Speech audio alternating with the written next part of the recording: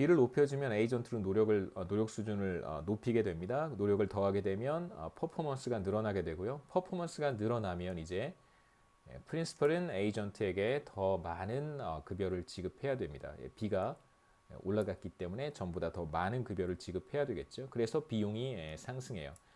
그래서 B를 높이면 레비뉴가 증가하고 또 한편으로는 코스트도 증가합니다. 자, 그러면 어느 단계에서 이 둘이 추가적인 변화가 같아지는 점에서 이제 기업은 죄송합니다. 프린시펄은 주인은 의뢰인은 프린시펄은 B를 잘 선택을 하겠죠. 자신의 이윤을 극대화하는 B를 잘 선택할 것입니다. 그래서 일단 우선 우리 이윤 극대화 문제를 한번 풀어보겠습니다.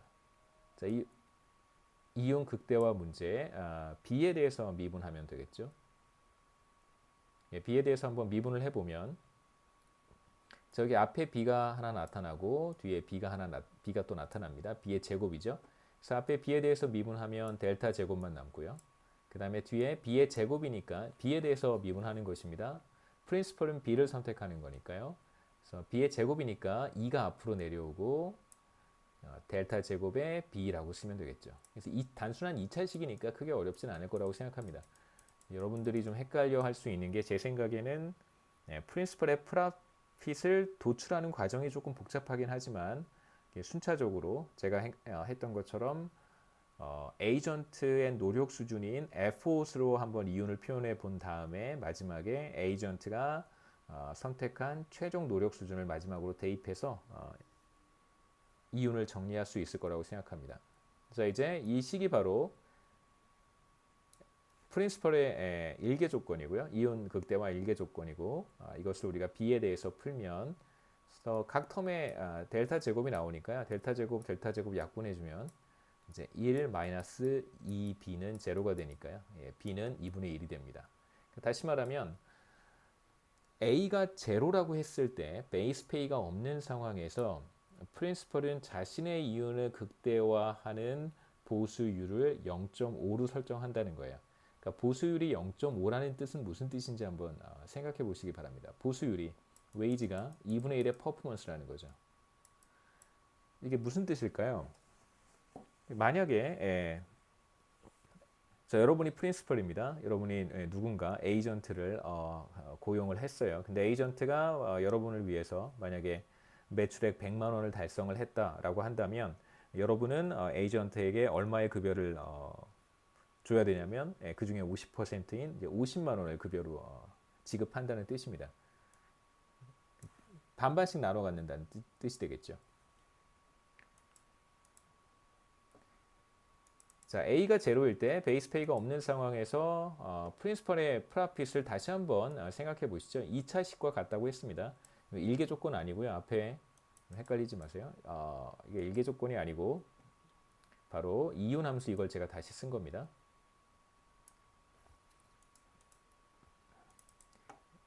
자, 이윤 함수를 2차식이니까 이렇게 표현해 볼 수 있습니다. 그래서 가로축이 B고요. 마치 이제 X 변수와 같이 생각해 보시면 되겠죠. 만약에 B가 제로라고 한다면 자, B가 제로면 어떻게 될까요? B가 제로면 여기가 제로, 여기가 제로. 그래서 이윤이 제로가 됩니다. 프라핏은 제로가 되고요. 그래서 보통 우리가 X 제곱 또 새로운 변수를 쓰면 헷갈리니까요. 2차식에서 2차식에서 제곱항 앞에 마이너스가 있으면 우리가 2차식이 이런 그 인버스 U 쉐입을 갖는다는 거 여러분 다 배우셨잖아요. 고등학교 때. 그 다음에 이제 2차항 스퀘어 텀을 갖는 항의 스퀘어 텀의 부호가 만약에 플러스면 U 쉐입을 갖는다 이렇게 배우셨을 거예요.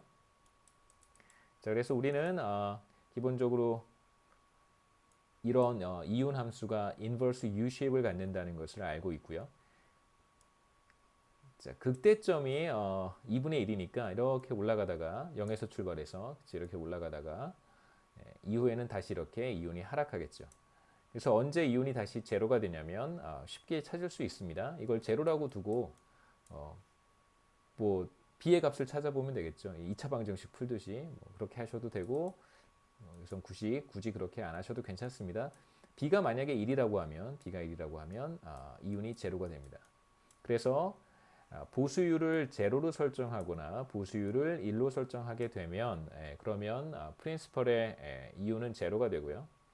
왜 그럴까요? 보수율을 제로로, 그러니까 커미션 레이트라고 하는 B를 제로로 두면 무슨 일이 생기냐면 제로 곱하기 Q가 되는 거잖아요. 에이전트 입장에서는 노력을 기울일 이유가 전혀 없습니다. 에이전트는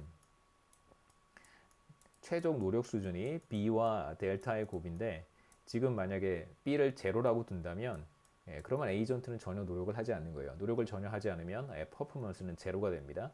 그러면 당연히 프린시펄 입장에서는 수입도 제로고 비용도 제로니까 당연히 이윤이 제로가 되는 것이죠. 그 다음에 만일 보수율을 100% 1로 설정한다면 어떤 일이 벌어지냐면 에이전트 입장에서는 최대한의 노력을 하려고 할 거예요. 자신의 매출액, 자신이 달성한 매출액의 전부를 다 자기가 가져가기 때문에 그렇죠. 그래서 페이 구조는 사실 이렇습니다. B가 1이라고 한다면 자신의 퍼포먼스만큼 그대로 페이를 가져가는 상황이에요. 자, 그러면 프린시펄의 프로핏은 우리가 앞서 어떻게 썼냐면 에이전트의 퍼포먼스 마이너스 웨이지라고 우리가 썼는데 지금 어떤 상황이 벌어지냐면 B가 1이라고 했을 경우에 모든 성과 수입을 에이전트가 다 가져가는 상황입니다. 당연히 이건 제로가 되는 것이죠. 웨이지가 퍼포먼스랑 같은 상황이잖아요.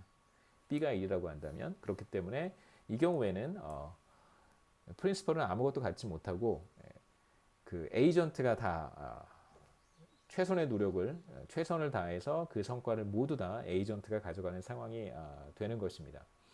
그래서 이윤을 극대화하는 보수율을 찾으라고 한다면 지금 이 경우에 A가 제로인 경우에는 B가 2분의 1이 된다라고 하는 결과를 우리가 얻을 수 있습니다. 그래서 여기서 제가 간단하게 정리를 했는데요.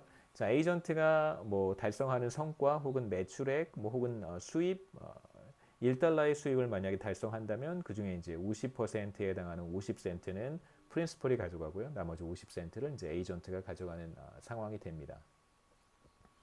그래서 간단하게 또 제가 말씀드렸던 것을 보시면 B가 제로라고 하면 당연히 에이전트는 아무런 노력도 기울이지 않고 퍼포먼스는 제로고 프린시펄의 이윤도 제로가 됩니다. B가 1이라고 한다면 이제 생산한 모든 것을 다 에이전트가 가져가는 상황이 되는 것이죠.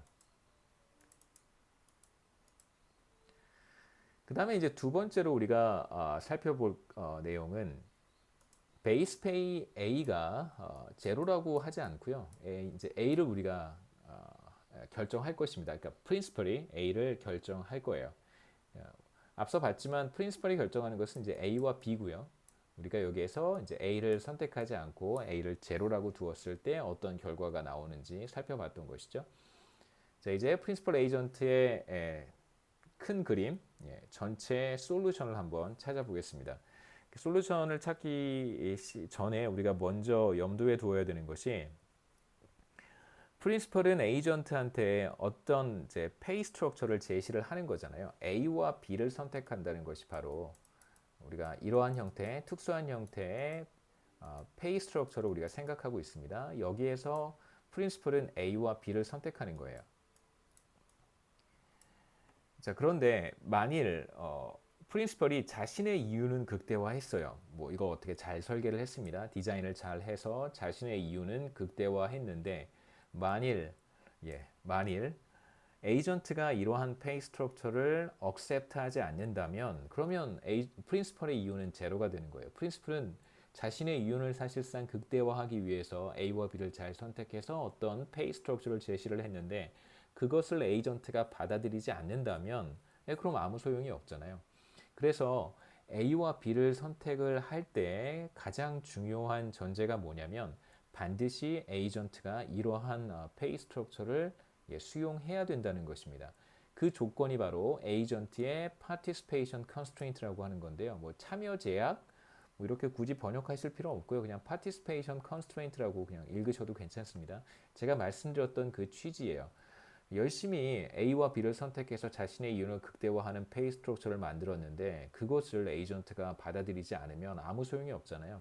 반드시 에이전트가 수용할 수 있는 A와 B를 설계해야 됩니다.